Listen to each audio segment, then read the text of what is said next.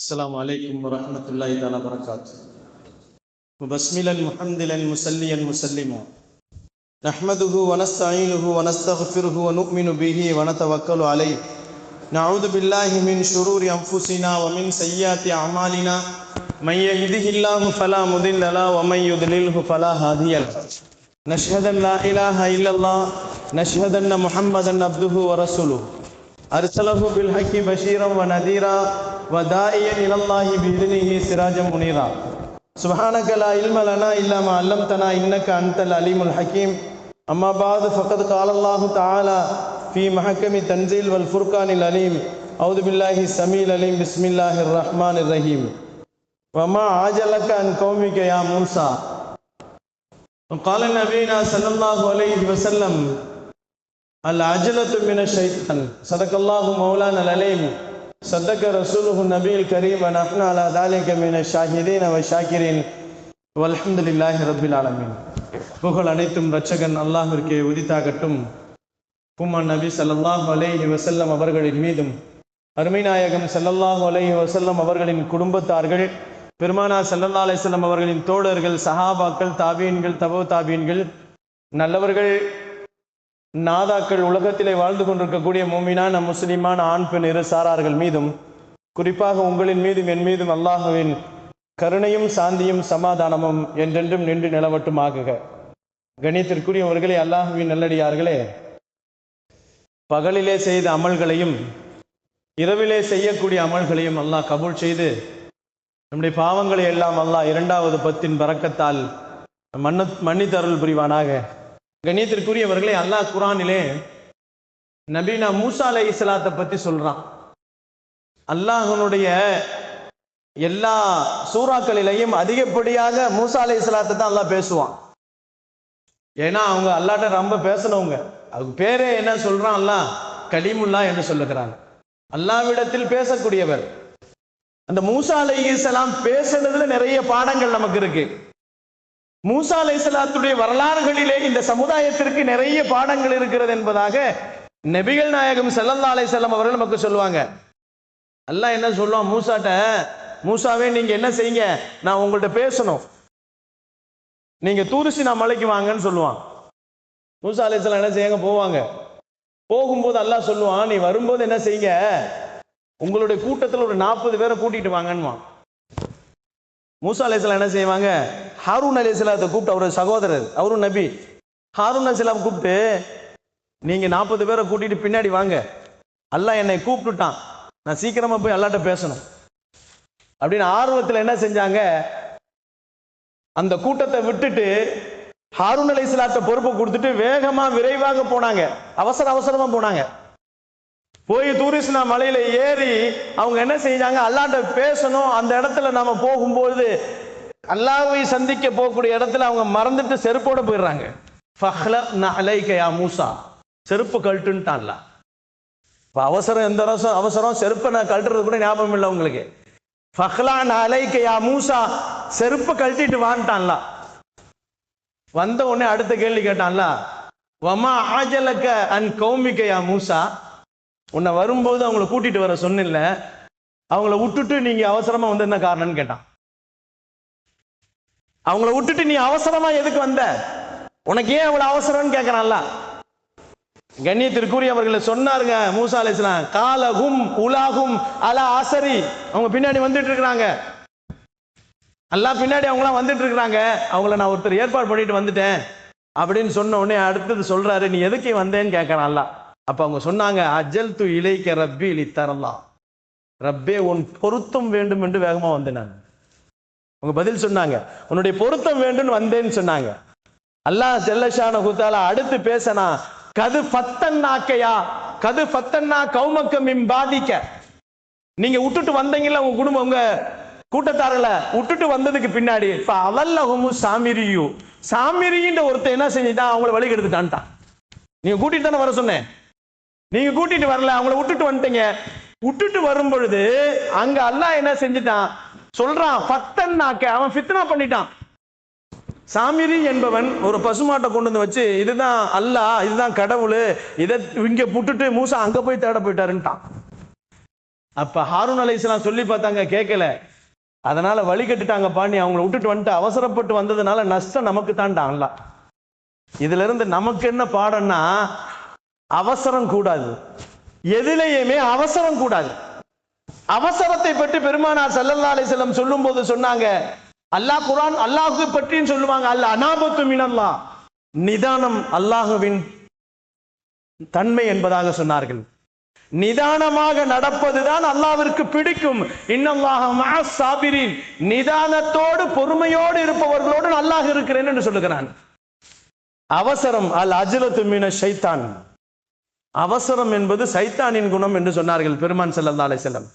கண்ணியத்திற்குரியவர்களே, அல்லாஹ்வின் நல்லடியார்களே, அல்லாஹ் இப்படி சொல்லிட்டு என்ன செஞ்சான் தெரியுங்களா? குலிக்கல் இன்சான் அஜூலான்றான் ஒரு இடத்துல. நான் மனிதனை அவசரக்காரனா படைச்சிருக்கேன்றான். அவசரம் கூடாதுன்றான், ஆனா மனுஷன் அவசரம் உள்ளவனா படைச்சிருக்கேன்னு சொல்றான்.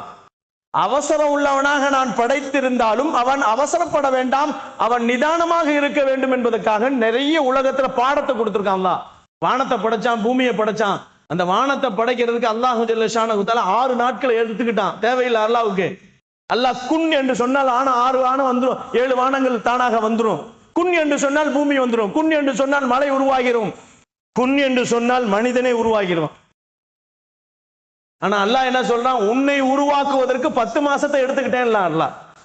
பாருங்க, அல்லாஹ் ஜல்ல ஷானஹு தஆலா அதையும் சொல்றான், சும்ம கலக்ன நுத்ஃபா, உன்னை நான் ஆரம்பமாக விந்து துளியாக படைத்தேன்.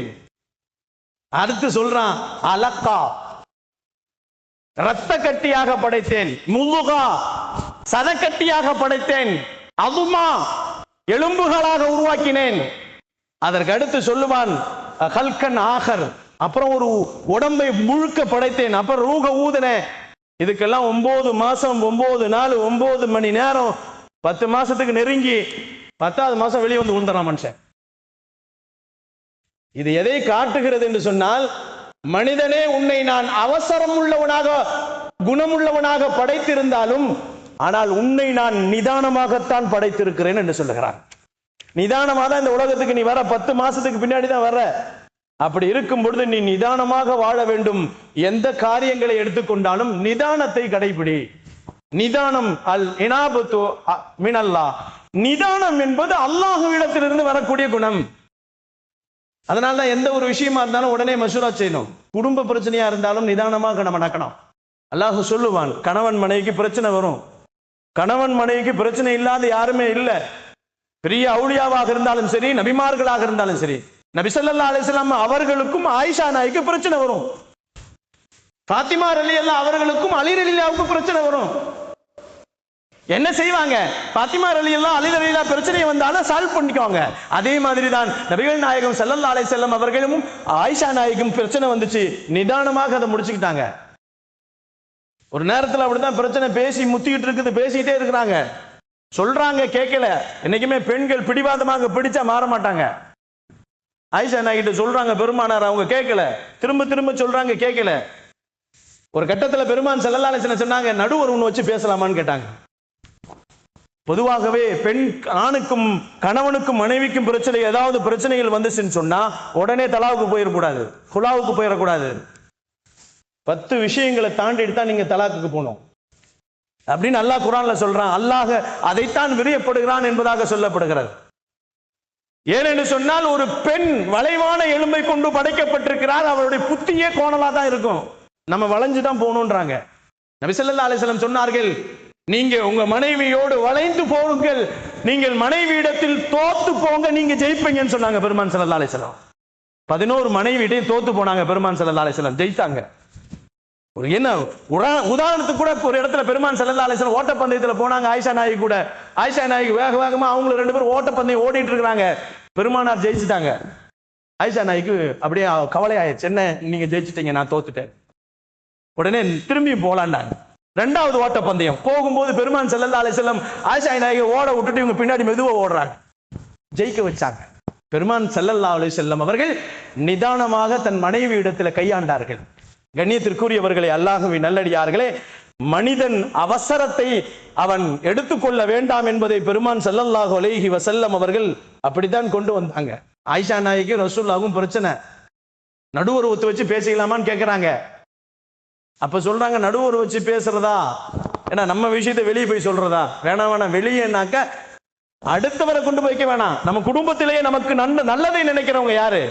அத்தா, அம்மா, மாமு, இந்த மாதிரி இருக்கிறவங்களை கூப்பிட்டு பேசுவோம். அப்ப யார பேசலாம் அப்படின்னு கேட்கும்போது உமர் ரலியல்லாஹு கேட்கலாமான்டாங்க.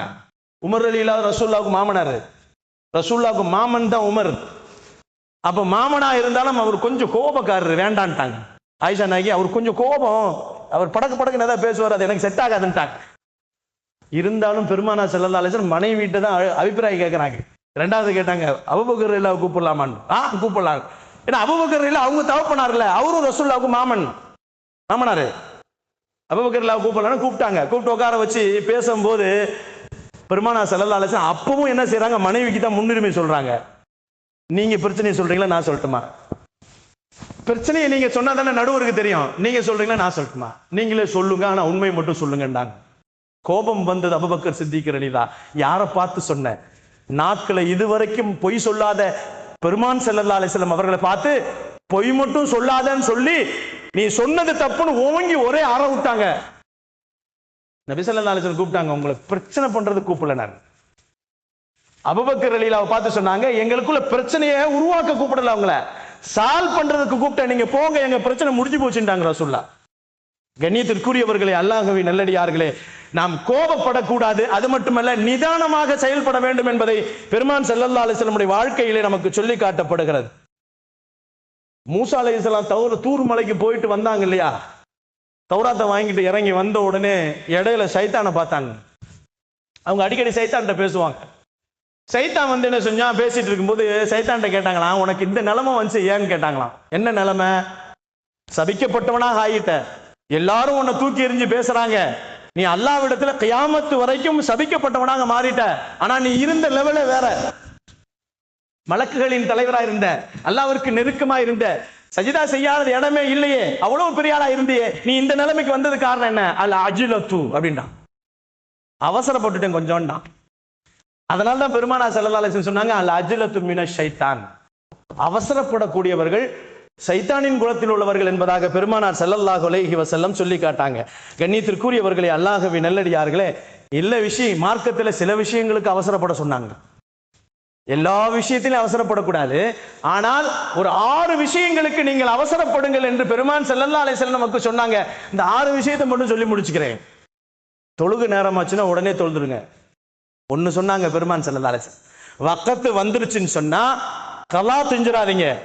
கலா செய்யறது மட்டுமல்ல, தொழுகையிலே ஜமாத்தை விட்டுறாதீங்க. நேரம் வந்து விட்டால் நீங்கள் தொழுகையை உடனடி நிறைவேற்றுங்கள், விரைவாக வேகமாக நிறைவேற்றுங்கள் என்று சொன்னார்கள் பெருமான் ஸல்லல்லாஹு அலைஹி வஸல்லம். வேகமான டபக்கு டபக்குன்னு கோழி கொத்துற மாதிரி இல்ல. ஒரு சஹாபி அப்படிதான் தொழுதுட்டு இருந்தாங்க. லம் துசல்லி ஃபைன்னக லம் துசல்லி சல்லி ஃபைன்னக லம் துசல்லின்னு சொன்னாங்க பெருமான் ஸல்லல்லாஹு அலைஹி வஸல்லம். வேக வேகமா தொழுது ருக்கு வேகமா செஞ்சாரு, சுஜூது வேகமா செஞ்சாரு. ஒரு சுஜூது போயிட்டு எந்திரிக்கிறதுக்கு முன்னாடியே 2வது சுஜூது போயிடுவாங்க. சில நிறைய பேர் குனிய முடியல, முட்டி வலிக்குதுன்றதுக்காக இந்த மாதிரி செய்வாங்க. மார்க்கத்தில் அது அனுமதி இல்லை. ஆனால் நபிகள் நாயகம் ஸல்லல்லாஹு அலைஹி வஸல்லம் சொன்னாங்க, லம் துசல்லி ஃபைன்னக லம் துசல்லி ஃபஸல்லி என்று சொன்னார்கள் பெருமான் ஸல்லல்லாஹு அலைஹி வஸல்லம். நீ தொழுது தொழுகை இல்ல, திரும்ப தொழுகன்றாங்க. அது மாதிரி தொழுகையில அவசரம்ன்றது என்னன்னா, நேரம் காலங்களை கரெக்டா தொழுதுங்க, அதை லேட்டா தொழுகாதீங்க, விரைவுபடுத்துங்கள் என்று சொன்னார்கள். இரண்டாவதாக, ஒரு பெண்ணுக்கு பாலிக ஆயிட்டான்னு சொன்னா, அந்த பெண்ணை நீங்க பாலிகானதற்கு பின்னால் அந்த பெண்ணுக்கு நல்ல வரன் வந்துச்சுன்னு சொன்னா லேட்டாக்காதீங்க, உடனே திருமணம் முடிச்சு வைங்க. லேட்டாக்கினீங்கன்னு சொன்னா அதுல உங்களுக்கு நிறைய பாதிப்புகள் இருக்கிறது என்று சொன்னார்கள். மூணாவதாக பெருமானார் ஸல்லல்லாஹு அலைஹி வஸல்லம் சொன்னாங்க, ஜனாசா ஒருத்தர் மௌத்தாயிட்டாருன்னு சொன்னா உடனே நீங்க அவரை அடக்கம் பண்ணுங்க. அவரு வரணும் இவரு வரணும்னு எதிர்பார்த்துட்டு இருக்காதீங்க. சில நேரங்களில் 3 நாள் 2 நாள் 1 நாள் அப்படின்னு சொல்லி எதிர்பார்ப்பாங்க. நபிகள் நாயகம் ஸல்லல்லாஹு அலைஹி வஸல்லம் சொன்னாங்க, எப்பொழுது ஒரு மனிதனுடைய ரூஹு வாங்கப்படுகிறதோ அதிலிருந்து அவருக்கு அதாப ஆரம்பிக்கப்படுகிறது, கேள்வி கணக்கு ஆரம்பிக்கப்படுது. இவர் ஐஸ் பாக்ஸ்ல வச்சிருந்தாலும் சரி, வெறும் இடத்துல வச்சிருந்தாலும் சரி, நீ என்னதான் பாதுகாப்பா வச்சிருந்தாலும் சரி, அவரு மையத்து தான் அவரு. ஆனால் அவருடைய தண்டனைகள் ஆரம்பிக்கப்படும் என்று சொன்னார்கள் பெருமான் ஸல்லல்லாஹு அலைஹி வஸல்லம். அவசரமா கொண்டு போய் அடக்கிடுங்க. லொகுருக்கு மௌத்தாயிட்டாருன்னா அசர்ல அடக்கிடுங்க, சுபுகுல மௌத்தாயிட்டா லொகுர்ல அடக்குங்க. ஒரு நேர தொழுகை மட்டும் தான் நீங்கள் தாமதிக்க வேண்டும் என்பதாக பெருமான் ஸல்லல்லாஹு அலைஹி வஸல்லம் சொன்னாங்க. 4வதாக விருந்தாளி வீட்டுக்கு வந்தா உடனே உபசரிங்க. நீங்க பாட்டுக்கும் நீங்க பசி இல்லாம இருப்பீங்க, அவர் பசியோட வந்திருப்பாரு, அவரை உட்கார வச்சுட்டு நீங்க நீண்ட நேரமா அவரோட பேசிக்கிட்டே இருந்து நேரங்கள்லாம் கடந்து அவர் பசியோட தவிச்சிட்டு இருப்பார், சொல்ல மாட்டார் வாய் திறந்து. நபிகள் நாயகம் ஸல்லல்லாஹு அலைஹி வஸல்லம் சொன்னாங்க, விருந்தாளி வந்தால் விருந்து உபசரணம் விரைவாக செய்யுங்கள், வேகமாக செய்யுங்கள் என்று சொன்னார்கள். 6வதாக பெருமான் ஸல்லல்லாஹு அலைஹி வஸல்லம் 5வதாக சொன்னார்கள், கடன் வாங்கிட்டீங்கன்னா சீக்கிரமா அடைச்சிருங்க. பெருமான் ஸல்லல்லாஹு அலைஹி வஸல்லம் சொல்லுவாங்க, இந்த வருஷம் நம்ம கடன் வாங்கிட்டோம்னா அடுத்த வருஷம் ரமலானுக்கு முன்னாடியே அடைச்சிடணும். அவ்வளவு தூரம் போக வேண்டியதில்லை, முன்னாடியே கைக்கு வந்துருச்சுன்னா அடைச்சிடணும். ஒரு ரமலானுக்கு முன்னாலேயே கடன்களை எல்லாம் பெருமானார் ஸல்லல்லாஹு அலைஹி வஸல்லம் முடிச்சிருவாங்க. சஹாபாக்களும் ஷாபான் மாசத்திலே முடிச்சிருவாங்க. இது அவங்களுடைய பழக்கங்கள். நீங்களும் என்ன செய்யுங்கள், கடன் வாங்கினால் உடனடியாக அதை தீவிரப்படுத்துங்கள், வேகமாக நிறைவேற்றுங்கள் என்று சொன்னாங்க. 6வதாக பாவம் செஞ்ச உடனே தௌபா செஞ்சிருங்க. அதுக்கு டைம் போடாதீங்க, அப்புறமே தௌபா செஞ்சுக்கலாம் அப்படின்னு நீங்க என்ன செய்யாதீங்க, தாமதப்படுத்தாதீங்க, நிதானமா போகாதீங்க. நீங்கள் பாவம் செய்தால் உடனடியாக அதற்கு தௌபாவை நீங்க செஞ்ச உடனே பாவத்துக்கு தௌபா செய்யுங்க, அல்லாஹ் மன்னிப்பான். ஆக அல்லாஹு ஜல்ல ஷானஹு தஆலா மன்னிக்க கூடிய இந்த 2வது பத்திலே நாம் இருந்து கொண்டிருக்கிறோம். பாவங்கள் அனைத்தையும் அல்லாஹ் மன்னிக்க வேண்டும். நாம் செய்த பாவங்கள் உடனடியாக தௌபா செய்யக்கூடிய பாக்கியத்தை எனக்கும் என்னுடைய குடும்பத்தாருக்கும் உங்களுக்கும் உங்களுடைய குடும்பத்தாருக்கும் அல்லாஹ் நசீபாக்குவானாக. வாஹிரு தாவானா வனில் ஹம்துலில்லாஹி ரப்பில் ஆலமீன். அஸ்ஸலாமு அலைக்கும் வரஹ்மத்துல்லாஹி தஆலா வபரகாத்துஹு.